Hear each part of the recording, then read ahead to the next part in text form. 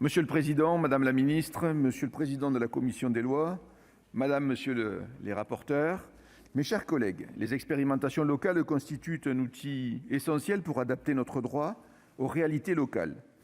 Le projet de loi organique que nous examinons cet après-midi a pour objectif de simplifier le recours aux expérimentations locales et de prévoir explicitement de nouvelles issues au terme de l'expérimentation. Le droit français a progressivement fait une place assez large aux expérimentations. C'est ainsi qu'en 2003, après la révision constitutionnelle, le législateur a permis aux collectivités territoriales de déroger, à titre expérimental et pour un objet et une durée limitée, une durée de 5 ans renouvelable une fois pour une durée maximale de 3 ans, aux dispositions législatives ou réglementaires qui régissent l'exercice de leurs compétences. Cette forme d'expérimentation locale est inscrite au 4e alinéa de l'article 72 de la Constitution. Les modalités de ces expérimentations ont été précisées par la loi organique du 1er août 2003 relative à l'expérimentation par les collectivités territoriales, dont les dispositions ont été codifiées dans le code général des collectivités territoriales. Toutefois, on peut déplorer que cette forme d'expérimentation n'ait pas prospéré, car seules 4 expérimentations ont été menées sur cette base.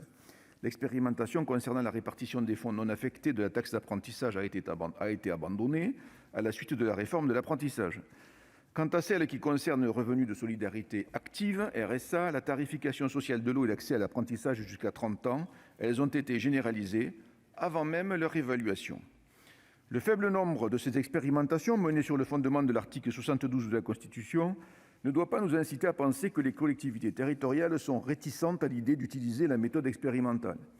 En effet, les collectivités se sont souvent engagées dans des expérimentations menées sur la base de l'article 37.1 de la Constitution. En 2018, dans le cadre de la mission flash portant sur l'expérimentation et la différenciation territoriale, dans la perspective de la révision constitutionnelle, nos collègues députés Jean-René Cazeneuve et Arnaud Viala estimaient que 28 expérimentations mises en œuvre sur la base de l'article 37.1 intéressaient les collectivités territoriales. Le faible recours aux expérimentations locales s'explique plutôt par un cadre excessivement contraignant. C'est d'ailleurs ce qu'a relevé le Conseil d'État dans une étude sur les expérimentations qu'il a rendue publique en octobre dernier, dans laquelle il adresse notamment 2 reproches. Premièrement, la procédure est trop lourde. Deuxièmement, les issues des expérimentations sont binaires, avec une généralisation à l'ensemble des collectivités ou un abandon. Aussi, je me réjouis que la commission des lois ait clarifié les issues possibles au terme de l'expérimentation et ait renforcé son évaluation consubstantielle à la méthode expérimentale.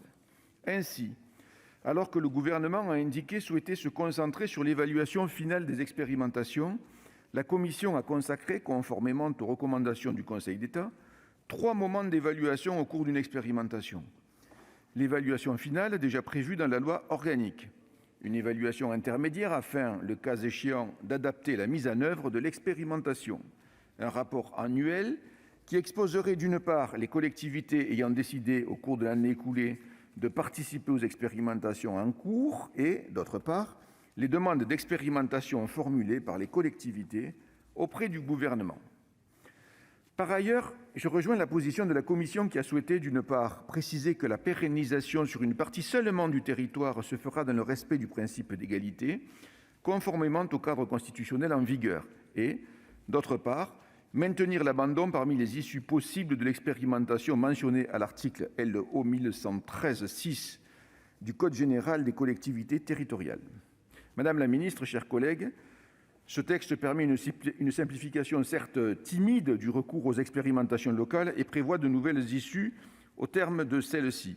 Ainsi, partageant l'objectif poursuivi par ce projet de loi organique, même si j'ai du mal à comprendre, alors que nous avons, pendant la campagne électorale qui vient de passer au niveau des sénatoriales, bien dit ce que serait la loi 3D et tous les espoirs que nous formons en elle, ce que vient faire aujourd'hui cette PJL, même si c'est, une mise en bouche peut-être de celle-ci. En tout cas, notre groupe Les Indépendants votera ce texte modifié par la commission. Merci, cher collègue.